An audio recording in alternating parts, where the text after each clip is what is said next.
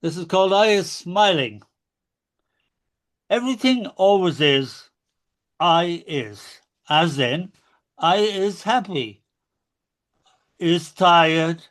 Even to negate it is, I is not tired, I is not go to bed, with Churchillian scowl and foot stamp for emphasis.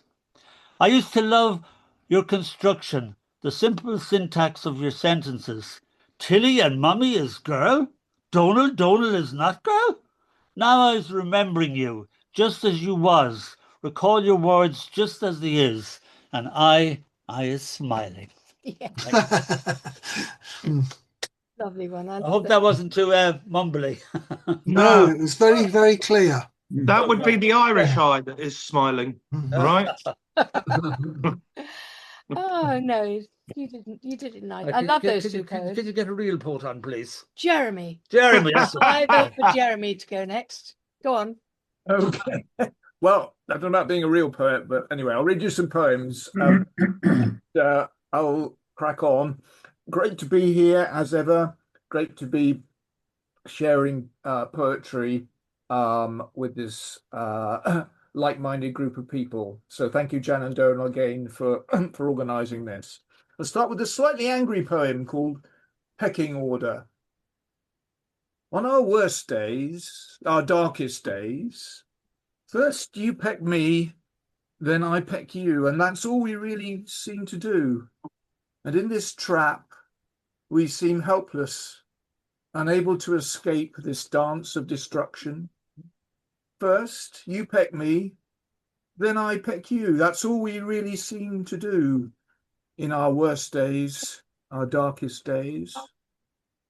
It wouldn't be so bad, this mindless, knee-jerk cycle of retaliation, if it were just personal, individual, and not how nation treats nation. That's the real tragedy of our situation. Maybe it's time to break out, try a new conversation. I get so sick of this old, worn-out, screwed-up routine. Not just tragic, it's obscene. First you peck me, then I peck you. That's all we ever seem to do. Moving on to something perhaps slightly more cheerful. I often think that reality, you can kind of divide it into two realities. One is the objective scientific reality of the world around us, and then there's the reality of our mental states, our inner reality. So this is called Kitchen Drawer. Today, it seems, my mind's like the kitchen drawer. Half the things I don't remember what they're for. Jumbled, kaleidoscopic. My mind's like the kitchen drawer. Old batteries run down, spill out, and cascade to the floor. Faded sellotape that's no good anymore. And yellow matchboxes with sides too smooth and worn to scrape a spark, a flame of cognition. Everything seem better days, and nothing seems to know its place. Leftover soup, a minestrone of lost position, spaghetti strings unraveling in tangles of hopeless indecision. In frustration, I shake the drawer, triggering rattles, chaotic collisions, but no lucidity, no clarity of mental vision. My mind's like the kitchen drawer. Most likely some time before I would have known what most of this was for. But today I'm just not sure. Last one. Space, I don't know about you, but space has always fascinated me right from when I was a kid, right from sitting in the front row of the Odeon watching 2001, right up till recently to seeing that great film Gravity with Sandra Bullock and who's it, George Clooney. And I've always been fascinated with the idea of what it must feel like to be in space. It's on my bucket list, but I don't think I'm ever going to make it somehow. So this is called Ant on a Dinner Plate. They tried. Yes, they tried in those long days at the NASA training labs, submerged in water tanks for neutral gravity, learning to do clumsy jobs in big gloves and puffy suits. Gravity gone and everything so slow and silent, only the tidal rhythm of your own breathing washing through your brain.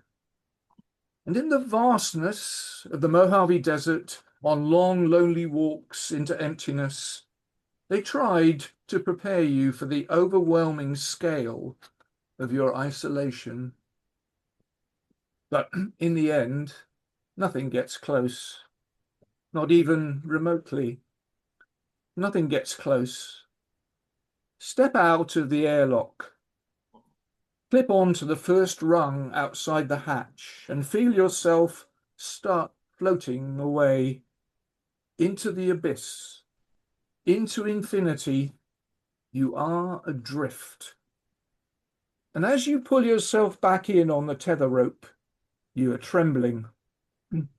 A tinge of relief as your boots touch the shell of the spacecraft, something firm again beneath your feet. So strange how our lives are full of circles. Behind you, the giant Earth shines, terrifying in its beauty, huge and white, and set against it, there you stand in minute silhouette, twitching like an ant on a dinner plate. Thank you. Oh, wow, that was lovely. Three very, very lovely poems. Jeremy, we've started a GoFundMe page to send your ashes into space. I hope you'll be able to feel it. Like, I don't know, but Yeah, that would be good. Yeah, I'd be up for that. Oh, sorry, this is not a bad pun, but I'd be up for that. And now Daphne. Daphne, would you like to read, please? I've got a couple of almost Christmassy poems. One's in here. Oh, yes. Yes. Nativity plays. It's that time of year, isn't it? At my daughter's school, the tallest girl in the school was the angel Gabriel, and the youngest girl in the school was the Virgin Mary. And this particular evening, the angel Gabriel had been celebrating the good news a little early. And it's called The Tallest Girl in the School Announces the Good News. The archangel is very well endowed. Sorry. Thank you. Gabrielle rather than Gabriel. Wavering on stage from off stage left. Fried hair following botched home perm. Halo absent. Wings awry. Waves at Virgin Mary.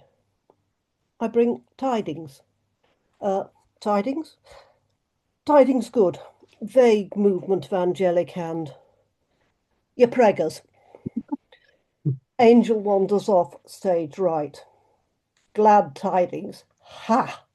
Drifts back from the darkened wings. The Virgin Mother, youngest girl in school, cocooned in half a roll of blue velvet, looks unimpressed, as does headmistress, who half rises from her seat as audience laughs. Head sits down. There will be a reckoning later. Mary, flushed with heat, not joy, ignores baby Jesus, appears transfixed by ancient stuffed sheet with wobbly legs, gently subsiding to its knees as front legs give way. 8 shepherds appear. Sheepskin boots, hands holding broomsticks with cardboard crooks, dance clumping and thumping on the wooden floor. 3 kings process, followed by camel train with multicoloured legs, multiple humps. Only one head, but several tails. The audience, by now in several shades of pain, rocks with silent laughter as the choir sings, "Way in manger, once in Royal David's city." And it's a very long time ago, and it still makes me ache. We were absolutely aching with laughter. None of the parents dared look at each other, as you can imagine. Moving on a generation. And coincidentally, this is my eldest grandson who got to that stage where he wasn't quite sure about Father Christmas, but he was passionately interested in space, Jeremy. A letter to Gran, in case Santa's busy. Dear Gran, have you remembered my birthday 4 days before Christmas? I have a list, a spaceship named Elizabeth to take me to the distant stars, and out beyond the galaxy. And do you know that Mars is cold despite glowing red like Santa's coat? And no one lives on the moon, not even the Gloucestershire hare, and it's not made of cheese of any colour. Pluto's not really a planet, it's a dwarf. My teacher says I'm not allowed to say that. I don't know why. It doesn't seem fair, because Pluto's got 5 moons. I'll tell you all about them soon, and he did. Anything Harry Potter would make me happy. I can read him by myself, you know. I've got a space encyclopedia and a microscope, but a telescope would come in handy. Not Jodrell Bank, it's too big, but something I can carry or keep on a stand in my bedroom so I can watch the stars when I'm supposed to be asleep. Mummy and Daddy don't need to know about this. You won't tell them, will you, Gran? A dinosaur would be good for my little brother. He's very fussy. Wants only Spinosaurus, not T-Rex. Do you know which one has the harder bite? Can you find out, please? I don't really like chocolate, but could you wrap everything in shiny sweetie paper? It looks lovely and makes such lovely crackly sounds. And Gran, this is really important. Can you do all this today? And have you put it in the post? Love from me and from my little brother.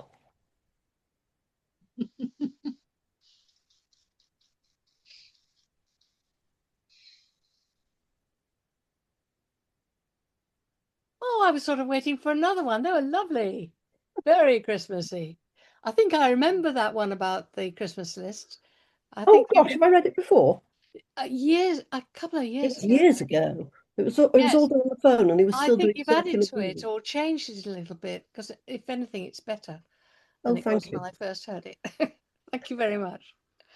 And now we're going to hear from Phil. Phil Lauder. Hi, good evening. 4 quick poems for you tonight. First one is called Night Shift.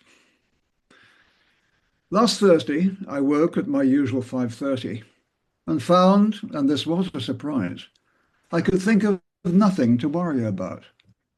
Disappointed, I went back to sleep. Lying awake with cement-churning brain has become for me over the years a symbol of status, maturity's sign. I'm engaged with the human condition.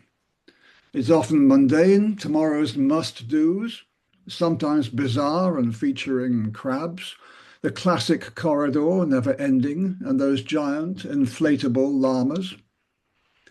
You see, it's not about bringing world peace. I concede that this much is clear, but among all the crabs and the llamas and stuff, there lurks the fear of forgetting. I've tried having paper and pen by the bed to note down the stubborn not dones, lest they vanish with daylight's barging intrusion, but the technique somehow evades. First, I have to remember the fact that I have these tools close to hand, then find my specs without spilling the water, and try not to write on the duvet. Morning shows words quite illegible, snackering pigeons, neolite chunks. So it's stare at the ceiling, think of mnemonics to lodge in some cranial crevasse. Back in my youth, I'd be 8 hours motionless, dreaming of wickets and conkers and goals, then up with the day like a spring-loaded rabbit, expecting delight and usually right. Though I can't get back there, perhaps I can learn next time to think about Tizer and jelly, choc bars and dens and 3 goals and you're in, and let the world bumble along on its own. The next one, like most people, my generation in Britain, my schooling was all about logic and how important logic was, and was not about anything to do with the important stuff in life, like emotions and all that sort of stuff. So this is about that. This poem is called The Limits of Logic. A man of quiet elegance, words for him precision instruments, neat as the books on his walnut shelves, arrow sharp to win the point. His métier, debate, not conversation. Until, poor fool, he fell in love, and all his honed vocabulary lay in a box and shrugged. Can't help you here, old chap. You need that casket over there, the dusty one with badly fitting lid, jumbled, all filed under And so he grappled with darlings and dreams, with roses and moons and sighs and delight, until these fuzzy edges brought clarity, opened a door he did not know was there. Now, whether she stays or goes, he knows those cut glass words were just too sharp. Precision was a flat and wasted world, and losing brings its own persuasive joy. The third one I actually wrote during lockdown, but I was looking at it again recently and I realized it has a sort of a wider relevance and wider relevance. It's called Today's Plan. Today, we'll not walk down the street, not run our fingers through the lavender at number 37, not complain about the litter in the alleys by the garage, not laugh at the small lads in the newsagent with their misspellings and suspected secrets and codes. We'll not argue about which coffee shop. You'll not tell me to avoid the cake, and I will not ignore you and have it anyway. We'll not walk home in calm, companionable silence. Tomorrow, I expect, we'll not do it all again. And finally, one that is unashamedly sentimental because of the time of year and everything that's going to be coming at us over the next few weeks.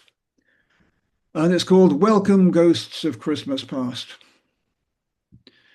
Tripping and tumbling on toys and tinsel, I'm slipping through cracks in the years to fire-flickered rooms in old other places, patterned carpets and wallpaper stripes, pine and turkey and logs in the grate, the glorious, gaudiest festival of the year, all wrapped up in badly tied ribbon. I'm there, the short-trousered, polo-necked boy. Doleful-eyed spaniel lies at my side, my confidant, constant, bewildered. I hear the susurrus of soft adult voices, and there, just beyond the lights of the tree, stand the shadows and shades of those earlier days, the hands that mapped me, my life's scaffolding. I welcome them all with a raise in my glass and those smiles that I get in return. Bring near tearful joy to this place and this time, and will carry me through all the days of my year. That's it. That was really beautiful. In fact, they were all lovely poems. You were going to do a book, weren't you? Have you done that book yet? Yeah, the ever receding book. Yeah, I've still got a file that says Phil Lauder's book. I still have a file in my computer saying Phil Lauder's book, ? Right. But I'm not offering because at the moment we can't do anything. No, of course, I understand that. I was just interested to know if you got it going.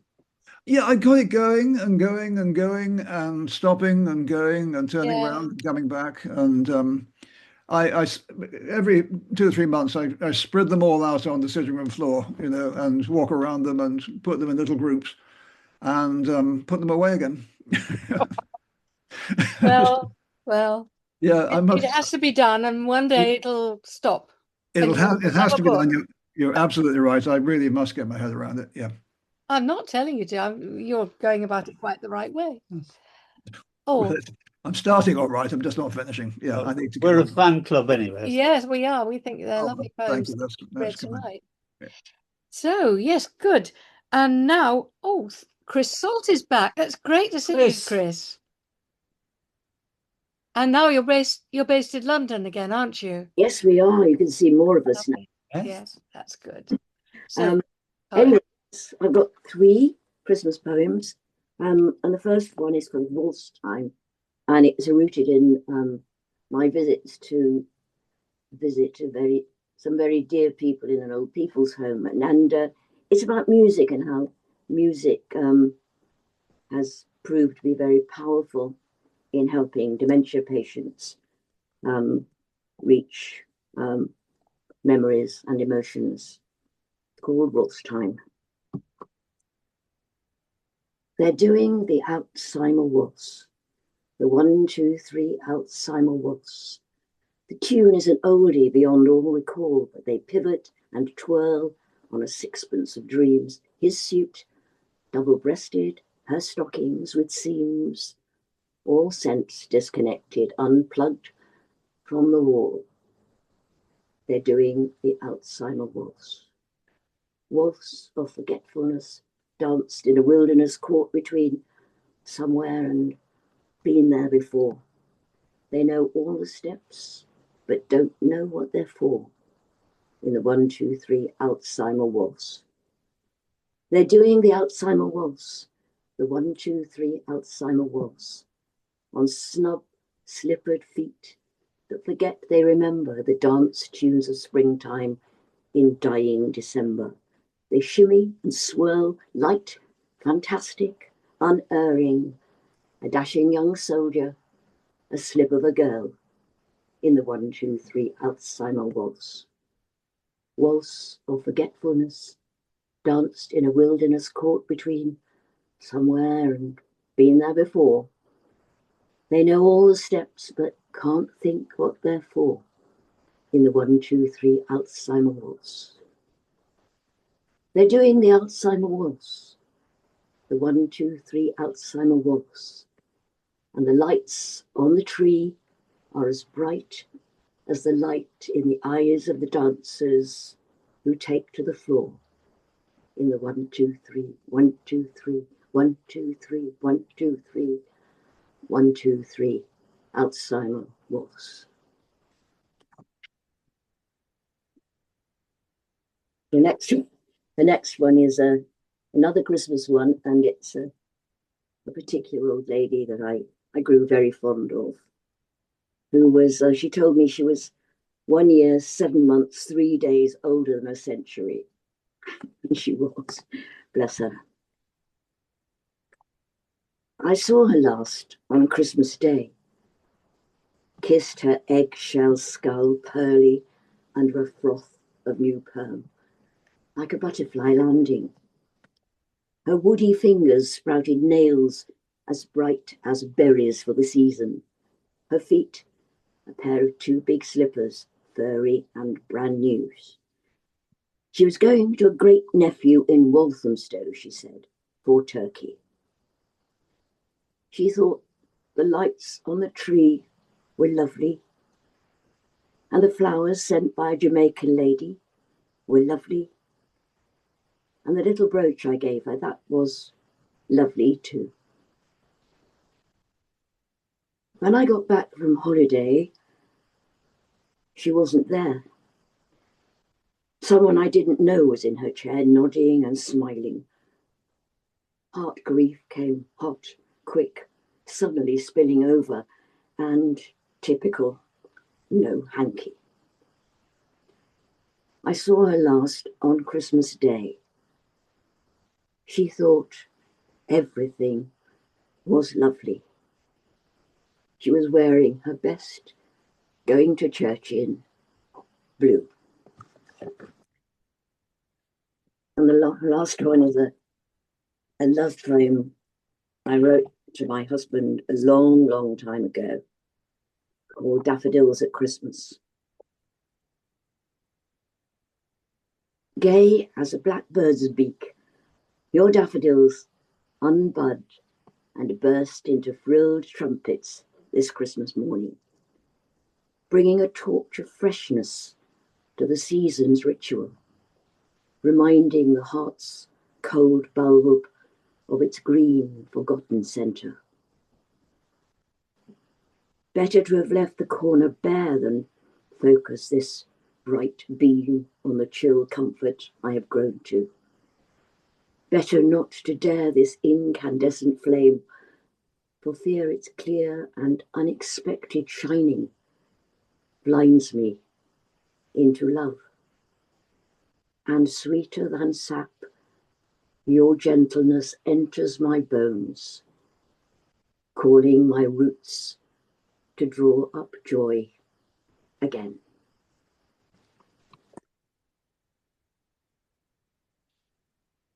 Thank you, Chris. They were beautiful poems. Magnificent. The first one should have some music put to it. It has had some music put to it. It has. Yes. Yeah. That's great. Yes, and it's actually it's from this book, my selected poems, which has a photograph on it, which is Lovely rather photo. the real thing. Yes. There you go. Thank you for having me again. Well, it is lovely to have you here. Anybody who wants to advertise a book or something that they're doing Put on the chat up. on the chat, you're very welcome to do that.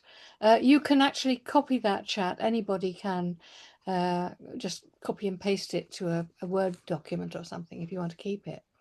In fact, I think it was Caroline. No, somebody, Audrey. Yeah, Audrey Ardern Jones had a book bought by somebody who was here last time, and you know, well, we all want to sell our books if we can. Great. Aaron. Yes, back to give us some more. Thank you. Hello. Hello. I mean, lots of tender, very beautiful poems. Mine are going to be completely silly. And I'm doing a show on Christmas Eve at the Camden Comedy Club called I'm a Terebrity. And it's about my involvement with the security forces over the years. So if you want to come along, Camden Comedy Club, the Camden Head on the corner of Pratt Street and Camden, I think it's Camden High Street. So that's in the chat, literally in the chat. Okay, so start off with a silly limerick. A neurotic young lady of Vienna, obsessed with Carl Jung's young wife Emma, when she told Dr. Freud, he replied, quite annoyed, "Und what's wrong mit my Yiddish Mama?" Now, I was thinking, of course, about the whole bardic tradition, which is an oral tradition. What would be the equivalent today? And I thought, it came to me, as I say, poetry. I remember Michael Rosen saying one of the major things in poetry is rhythm, and I thought if poetry is about rhythm, then surely, and if our cathedrals are sports stadiums, then the sports commentator has inherited the bardic tradition. So this is my poem to my poem to homage to the whole commentary thing. If poetry is all about rhythm, then sports commentary is the cathode ray oral chrism, anointing both ball and heads of modern modemed man and woman. They think it's all over. It is now. Oh, it must be. It is. Peter With. This is Gareth Edwards. A dramatic score. What a score! And still Ricky Villa. It's up for grabs more now, and so many more. Vocal shimmies of Brian Moore accompanying the jockeying of Bobby Moore. The scan and prosody, the sports pantheon of Olympic verbal velocity. For me, the names Motti, Wussenholm, Cliff Morgan's Rhonda Tone are the Logie Baird bards.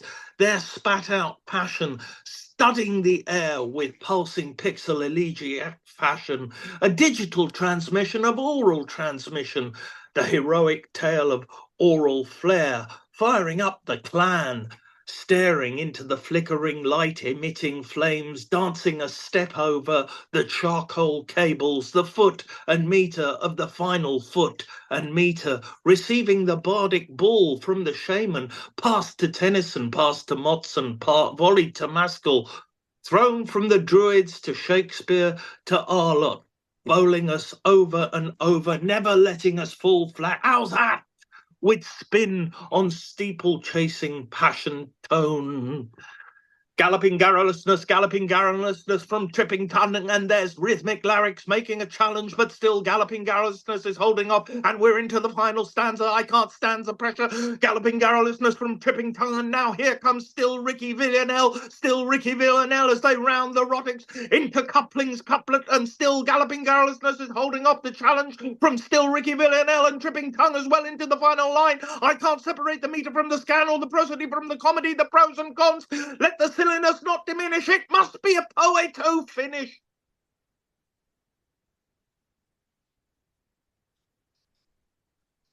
There we go. That's that.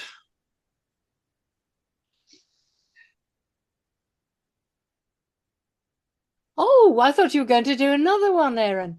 That's fantastic. That the poet as the commentator as bard. Very good. I think that's 5 minutes, isn't it? Yeah, I wasn't pretty I was good going. carried away. I wasn't counting. Well Yeah. done. Thank you. That was lovely. And Ray, follow that, Ray. Oh, not easily. Not No, easily. not easy. You I'll try and keep my voice. it's up to you. Go on, you can I'll do it. try and go the other way and be as slow and drawn out as possible as an antidote. Thanks for warning us. No disrespect. Lots of respect for that.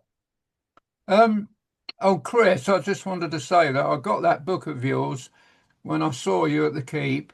It was the one book I bought from you, and it had that poem in there, so it was rather poignant. In fact, I listened to it again. So that was nice. Anyway, what we've got is 3 short poems. The first one is called Working Up to It. Carefully study maritime ocean charts, becoming thoroughly familiar with them.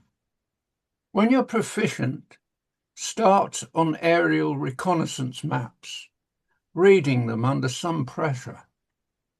After that, try and master piano scales and arpeggios to a high standard in every key. When you are truly satisfied, turn your attention to the study and analysis of poets and poetry. That's that. Full of mystery. Now, this second poem actually was, I was quite pleased that Write Out Loud got on to me and said they'd like to put this in the Advent calendar. Well, I wasn't quite sure what that involves, but they said it was a popular poem that I put on, so I delved back and reprinted it, and here it is. It's called Pressing Matters, a vignette. There's an intimacy here of tyres on gravel. One must be ready for arrivals.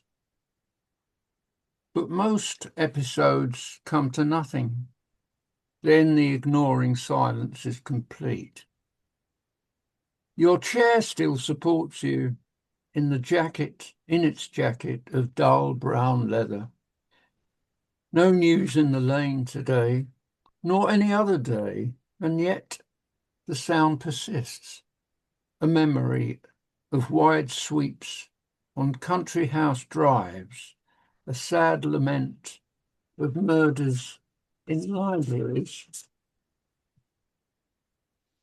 You thought you'd nodded off, somehow losing track of time. It must be the sound of tyres on gravel pressing lightly on the bed of your dreams. Thank you. Thank you very much. This last one is an actual person that I met quite a few times while performing music. And he turned up like a bad penny on live functions. Enthusiast.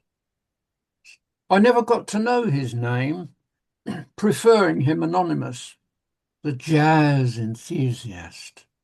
He would come towards me with his devoted dog's face, but I generally avoided him.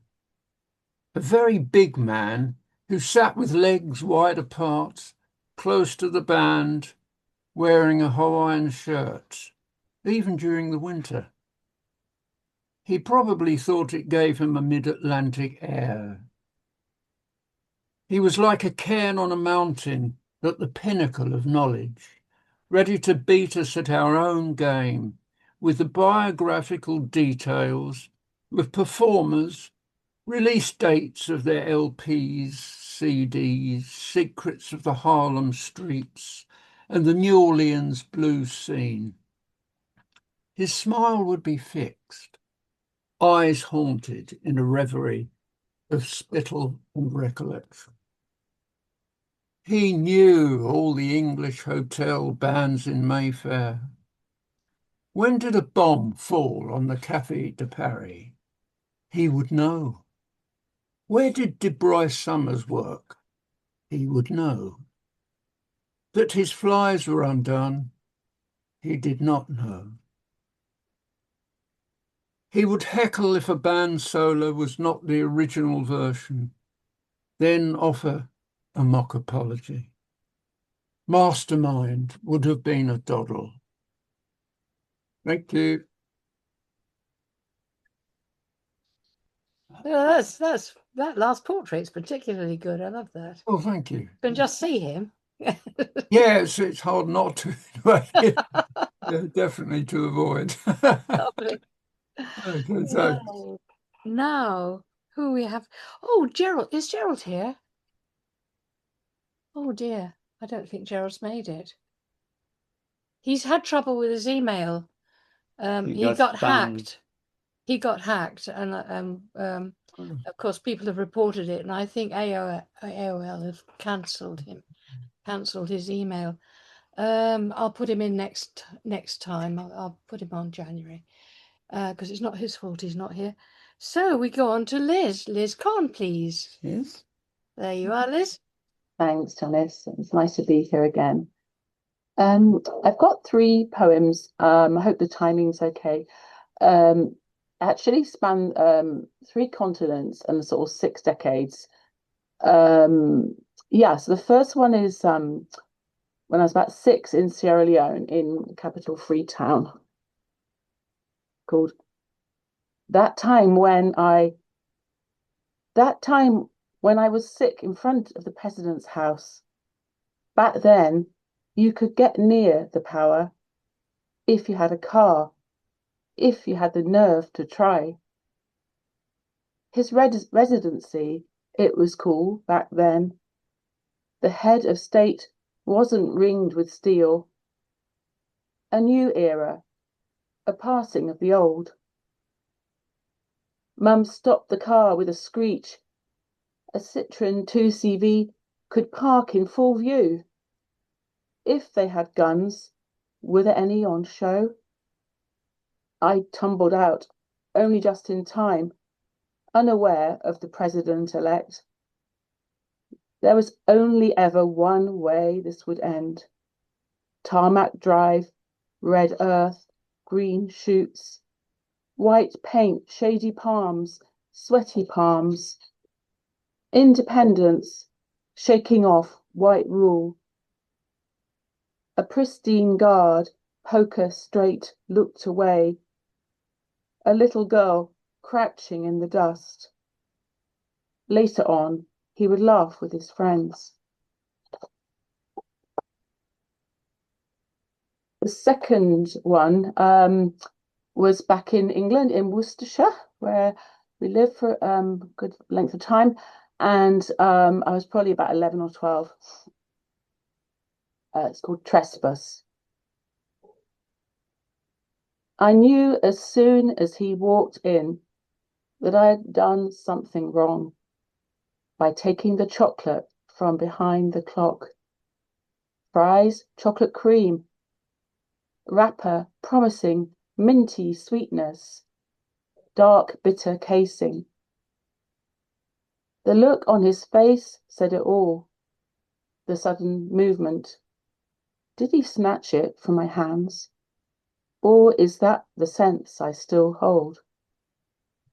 The rush of cocoa hit, countered by what felt to me like rage. Even at 10, I knew the punishment didn't fit the crime. Daddy's disapproval at this aberration in my usual flawless record. This stung, but so too the confusion. It wasn't a big deal. What would the Quaker Fry have thought of his sweet offering to the world being made into an object of guilt and shame? Now, I know I wasn't greedy, thieving, or thoughtless, just a child reaching out behind a family timepiece to seize a moment, to taste the sweet, novel flavours, to feel them in my mouth, melting and melding, breaking boundaries I didn't know were there. And the last one, so it was in February, Chinese New Year this year in Malaysia. We have family there, and we were there, and my granddaughter Clara was there, and other cousins who live in Malaysia. And it was, Year of the Wood Snake. City waking up, my dawn hour fades. Cars, kitchen clattering, morning sounds build. It's our last day here. A plush cat tops the gate. 2 swans bob on wavelets in bizarre mural round the pool. KL suburb Airbnb has Albra's genteel vibe. Beside the swans, a blue panelled hut on stilts at the end of a narrow pier. Fusion of English seaside nostalgia and traditional Malay home. Later gathered, Clara's hair strawberry blonde, cousins silky black, lengths and styles as varied as their cheongsams. Classic one-pieces, vibrant fruity colours, fit for New Year. A 2-piece, versatile, top can dress down with jeans. Girl cousins, 5 beauties. Then Min Yu, the youngest, cradling Clara to his shoulder, 18, confident yet gentle. She wraps her arms around him, feels like Dada. Thank you. They're beautiful memories. Where was it the first poem was about? Was it Sri Lanka? No, actually Sierra Leone, Sierra Leone. West Africa. I Goodness me. lived there for a number of years on and off. Yeah. Yeah, lovely memory, interesting memories. Lovely. Now we've got a lot more people. We've got Gary Day next. Gary, would you like to read for us? Saw you here earlier. Oh, you're not mute. You're not unmuted. Where is he? Down there. Down there. There you are. No. Try again. Nope. Still muted, I'm afraid. Ah, Oh, there we that's go. it. That's it. Right. Okay. Sorry about that. No problem. I've got 3 poems. 2 are about love, and 1 is about a funeral. So love wins 2-1, but death gets us all in the end, really. So this is the first one. It's just called Seeing. She vanished downstairs, leaving him to gaze at this familiar landscape where she dressed, undressed, and dreamed, seeing it as if for the first time. The bookcases stuffed with novels, the chiffon scarf draped over the freestanding mirror, the miniature megaliths of perfume bottles arranged in a crooked circle on top of a chest of drawers where glittering streams of bracelets ran past tiny satellites of earrings scanning the moons of her ceiling. So great a scattering of stories, clothing, scent, jewellery, to assemble someone not herself. Yet how eloquently and feelingly each praised her name, which he sang over to himself again and again. On one wall, a painting of a poppy, the centre of the flower in close-up, as if that could make him know it any better. This one is called Innocence. And somebody mentioned earlier about a sentimental poem, and I think this may qualify. A winter's night and falling snow, making the street as silent as these awkward adolescents. She admiring his jacket, he enchanted by the flakes settling on her dark curls. Dad called her in. His mum took him south. 50 years melted away. So much of life gone before they met again. Her hair still white from that long ago night. And then this one is Funeral. And it was written at the funeral of a poet called Sally Durham, who had a very good volume called I Left My Hair in San Francisco. The small Anglo-Saxon church is packed. Latecomers must stand. On the walls, faded frescoes of Judgment Day. Grief will barely let him speak, pulls at his throat like a leash. The mourners are tense. Candle flames flap uselessly. She had been the one for words, rescuing them from drudgery, lovingly restoring them in poems. He glances back at the wicker casket, but she can't help him. He's on his own. If words were wood, what shapes he'd make to mark his loss. Yet broken speech leaks love more true than flows in smoother sentences.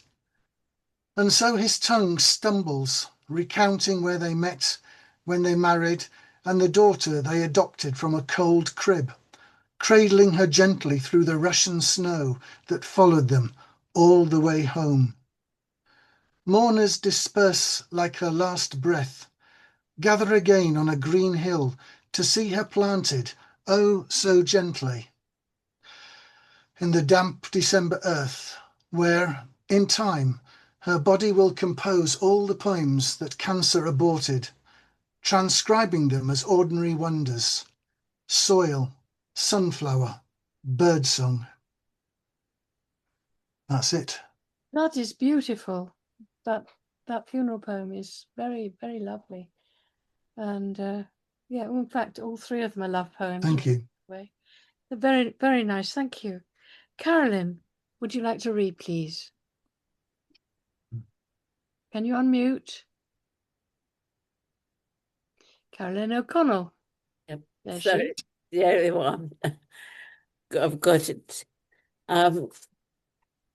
first one I'm going to read follows the last theme, but comes back to Richmond as well, and those days.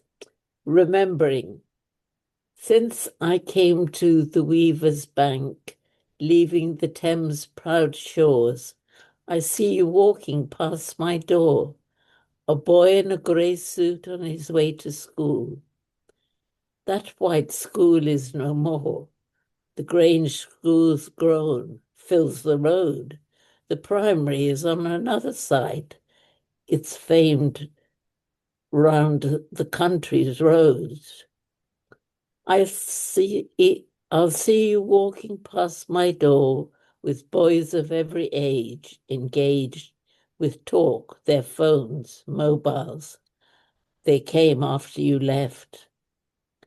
I see you grown with Caroline, sitting side by side in that basement room at the top of Ormond Road. Yours were always rhymed and fun, whatever the subject. You brought joy. We'll remember them and you, for you are rhyming in the sky, writing in the clouds, the winds that kiss the weaver's waves, sweeping your words from to Mortlake's bank and Heather's dining room. Yeah. That was a poet when the original group that I was in Richmond when I first started. We did there. This is totally different, but also was a gift. It's called The Gift. You rang unexpectedly, asking to come, brought cakes and a painting of an Italian house you loved. I was surprised at such an unexpected gift. Now on my walls, its white walls, red roofs, rise from a lake shore. A green boat waits for a passenger to board its hold, steer it onto the lake. You and your dreams riding on the waves, looking at the house, the horizon, conceiving, writing. And it's just a quiet, and the last one is just from quite short, and it was just one from a shell that was picked up on part of a collection shell, twisting, white curls touched with pink, tiny curls sheltering an infant fish. Now gone with the waves, the white nape gapes, twisting, flicking, as the spume swallows. Yes. Those are three. That's very, such a delicate image, that last one. It's beautiful. Thank you. Lovely. It was, yeah. Thank you, Carolyn. That's my offering for tonight. Sorry, I've got an awful cold. Oh, I'm sorry. So it's. But you did read. You read fine. Thank you. If I suddenly vanish, you know why. You go and get a hot toddy and go to bed. I think I will. I'm sorry not, but don't worry. I'm glad you came along. I'm on the edge of yeah, you need some rest. Yes. Thank you, Caroline. Bye and goodbye, everyone. Bye. Bye. And we'll ask Roger Bloor to read now. Roger's here, I'm sure. Yes, there you are. Thanks, Janice. Hello, Roger. Hello. So one of the joys of living here on the Isle of Man is that you can sit by the sea and people watch to collect information and facts for poems. So here's one that was written as I sat on Laxey Beach. It's called Everyone Has Secrets, and as a subtitle, Stieg Larsson rewrites Jackie Collins.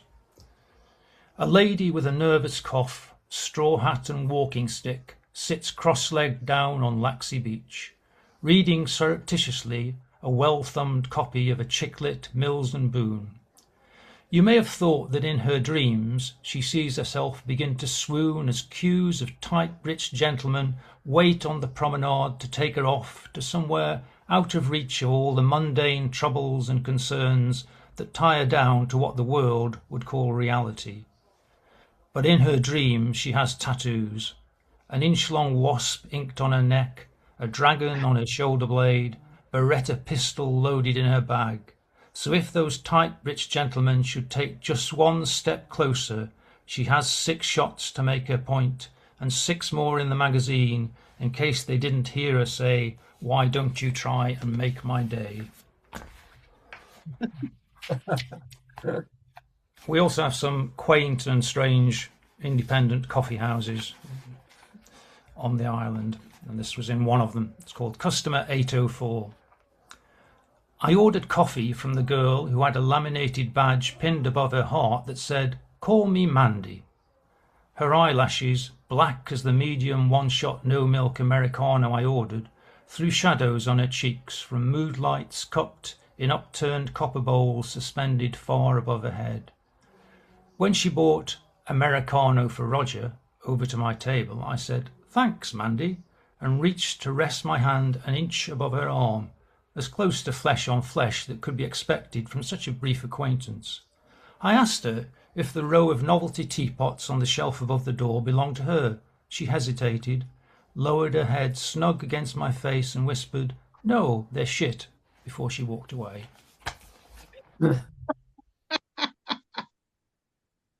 And I apologise to Judith because she heard this poem last night at another Zoom meeting. So my wife and I, earlier last year, were thinking about getting a puppy, and we were talking about it a lot and looking things up. And every post on every bit of social media I had a puppy on it. And so this is called Alexa, You're Fired. The internet is sitting on my shoulder, and every day it's getting bolder. It eavesdrops, mind reads, engineers posts and feeds and video clips to mirror my desires and reinforce the needs and wants it overhears or harvests from my Facebook page. And now it's sitting in my head, remembering each word I've ever said, one mention of a vague idea, like getting a puppy for a pet, and every photo of a canine ball of fluff that's ever been posted on the net begins to flood my message box until I break and say, "Enough of this."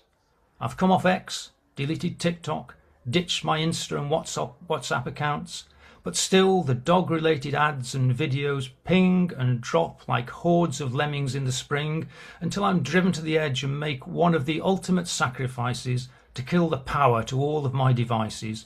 Oh, frabjous day, Callooh Callay, the yapping mutts have gone away, and all my hopes and aspirations, thoughts and private conversations are once more mine and mine alone. For sale, one surplus mobile phone. Thank you.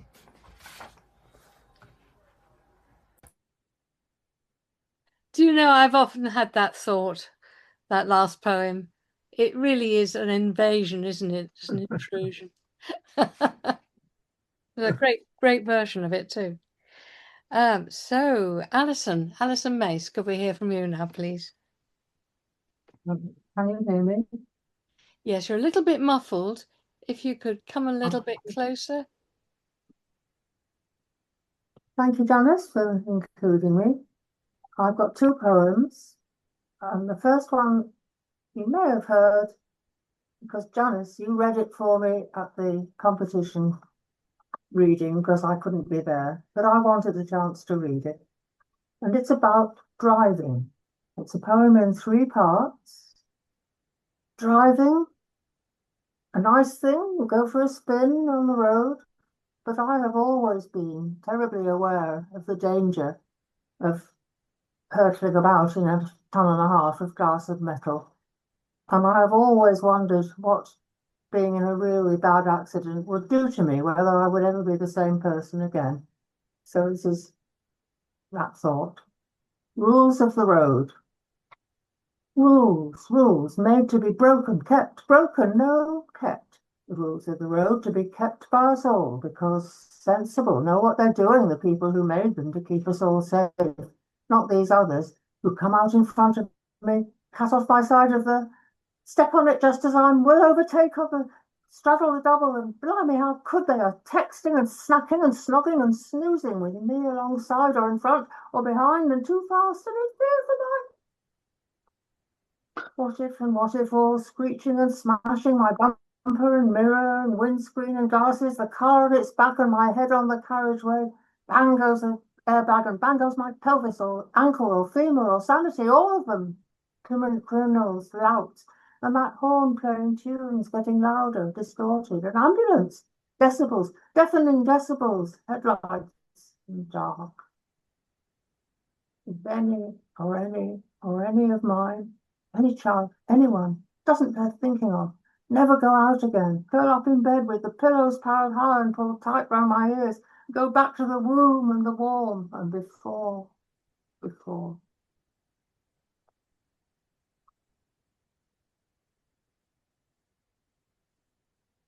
Rather different is a poem called To the River. I have always wondered what it is fishing, and it's very lives. They're having a quick nap, so I've tried to get into the inside of what it is that fishing means to men. To the river. Come in, ladies, welcome, come in. George, oh no, he's not here today, gone fishing. George is away already, off with his flask and his pasty, off in his old red van on the road to the river. The river. Even the word is making him feel good, at ease with himself. As he rattles along, he's grinning. On the bank, he unloads, sets up, rod, tackle, bait, his chair with the sheltering back, his hat, lunch, water. Keep net slips down through the slow-moving flow at the edge. If there's anything in it by evening or not, doesn't matter. He's here. And he sighs with content and carefully baits the hook. Allows his eyes to wander everywhere over the water. Opposite, willows are just now coming into leaf, swaying, delicate green like vertical, rich seams. And the blue sky is full of slowly moving clouds that change the river's quiet surface every minute. Its tiny currents waft long trailing weeds above the sand and pebbles. Now he can just be still. Watch for quick dragonflies and water boatmen, timid water bowl, if he's lucky, even an otter. But nothing matters. His mind, purified, sinks below the surface, stretches, wafts with the weeds. Anyone watching might think he was asleep, but he's wholly present, awake, and never more alert than now for a twitch on the line, silver swirl. A chill. The sun's gone over and down. And when guests gone, he steps indoors to the warm and his wife in the kitchen cooking. He smiles at her with joy. Thank you. Yeah, so great. I loved that first poem you read when I had to read it. I read it because it was it commended or was it third prize? It was Third. it was, yes, it had a prize in the last competition we did. And I really enjoyed reading it because I feel like you do about driving. And I read it in a total panic. I don't do it anymore. My eyes aren't up to it. What, the driving or the poem? And you had a lot of sympathy with George. I like that. Portrait of an enthusiastic fisherman. And Mance, can we hear from you now, please? Yes, I've got a couple of poems, perhaps appropriately, since I'm more or less at the end of this show, that they're about endings of one sort or another. Right. Usual miserable stuff, but there you are. The first one is Le Déjeuner sur l'herbe. After that Manet painting, you know, the one with posh gentlemen and somewhat scantily dressed ladies. Well, scantily dressed is an overstatement, I think. This isn't quite like that. So it's Le Déjeuner sur l'herbe after Manet. Below the dry stone wall, the hay is near to cutting. A tablecloth, lightly sprung, undulates between crumb-strewn plates, empty cans, and the apples you brought, but we didn't eat. Across the fields, a tractor's puttering. Still time, lying by your shadow, feeling grass scratching on my skin. Still time, before a school bell rings and a 777 comes home. Still time. Yet the grasses are trembling, silently, and softly, I am crying, and you are crying. How close, how very close, the sense of an ending.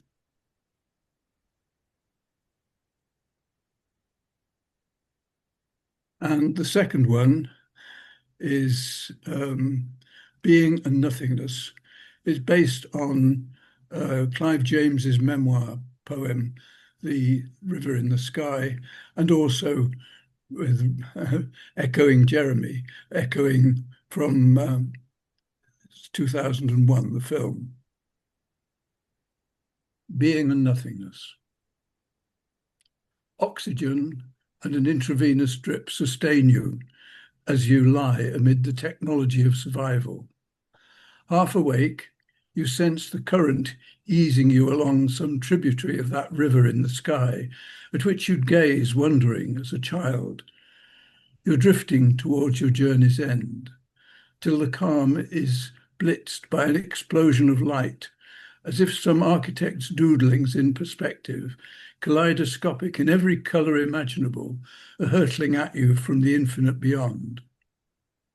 You don't realise that this is not a plasma generated by impact with an atmosphere, but merely your brain draining away your memories, life with family and friends, and as a celebrity on terrestrial TV, the words you'd read and words you'd penned, places you'd visited, dreams you'd enjoyed, music slipping you from the surliest of bonds. You end up alone in an ornate room somewhere near Jupiter, poking at food that looks appetizing but is devoid of taste.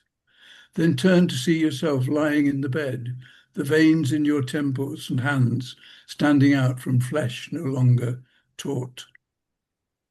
The aged you rises, gazes beyond the surface at the black monolith suddenly present in the room, but sees no moon, no earth, no stars, no galaxies, no fetal star child suspended within the cosmos, but only a blackness, blacker than Vantablack, the finality of existence, inscrutable, transcendent.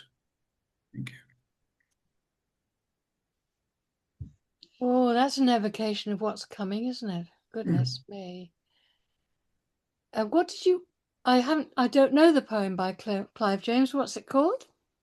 It's a whole book, a long poem. It's called The River in the Sky. The River in the Sky. It's a slim hardback. So the hallucinations or dreams or whatever in your poem, do they occur in Clive James's poem? No, the hallucinations are the 2001 film bit. The first bit is Clive James, and the second bit is 2001, roughly speaking. It's very vivid. Wound them together. Very vivid. Thank you. And last and never least, Jenna Lewis, who is just back from an exciting adventure somewhere. Where were you? West Country?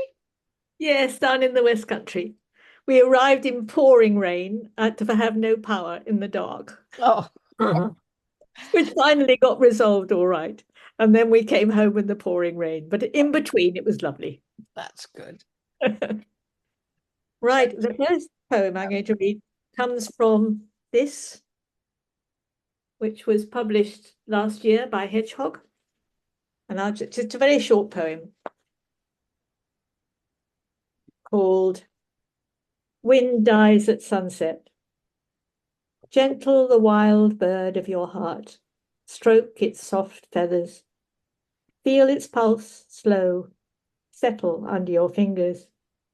Breathe stillness flowing through evening's wide windows. Embers cool and soften, fade, amber, abalone, ash. Woolen blankets heat the horizon. Purple darkens to slate. Bats unstitch a silvery sky. Darkness slips through the seams. The deep blue silence of the night folds around your soul. So that's that. And the second one, Gillian Clarke wrote a lament for the wild creatures we've lost to global warming.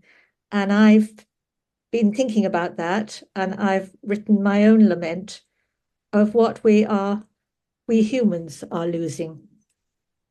Lament for the girl living her life on screen, for the boy with a knife in the playground, for the street child, the gang, for the sofa surfer and the runaway, the girl asleep in a doorway, the singer in the underpass, for the man camping each night in his car, the woman at the food bank, for the door key teenager, for the post office and the bank, the butcher and the dress shop, shuttered and up for sale, for the ties that held us together, fraying and falling apart, for the cold winds scattering. And the third one, I was commissioned to write a carol for Christmas that's being set to music by the choir master and a very good musician. So I haven't heard the music yet, but I'll read the carol anyway, so it's as we're coming to Christmas. A carol for Christmas. No, it's called A Place to Call Home. A star beams down on Bethlehem, gilds the sky with light. Weary folk seek refuge, a place to sleep tonight. Mary sees the star blaze, her time is drawing near. Her journey's nearly over. See, the town is here. Travelling onwards by highways and byways, seeking a shelter, a place to call home. Every room is taken, doors closed for the night. Mary's tired and weary now, no shelter is in sight. A stable for a bedroom, somewhere at last to stay. The warm breath of cattle, the sweet smell of hay. Travelling onwards by highways and byways, seeking a shelter, a place to call home. Shepherds see a baby, wise men greet a king. Mary holds her newborn son, hears the heavens ring. He'll drink the milk of suffering, he'll taste the world's disdain, our weakness and our cruelty, our arrogance and shame. Travelling onwards by highways and byways, seeking a shelter, a place to call home. Herod sends an edict, kill every baby son. No longer safe in Bethlehem, they must journey on. Egypt is their refuge, far from heaven, Herod's men. Years pass, and then rejoicing they come home again. Starlight, star bright, guide us safely through the night. Long ago a baby came, a bright star marked the place, shimmered in the darkness, the loneliness of space. We search among the galaxies, however far we roam, love still comes to take our hands and gently lead us home. So there we are. That's a very lovely poem to finish with on this. Well, it's a Christmas edition, I think. I didn't advertise that because we try not to dictate to people what they ought to write. So it's been lovely tonight. We've had such a big range, as usual, a big range of subject matter and styles and reading styles. It's been very, very much worth doing it for me. I was tearing my hair out at about 7 o'clock because I thought that none of you would be able to get into the Zoom, but it all came out well. I'm sorry that Gerald didn't make it, but I'll be in touch with him.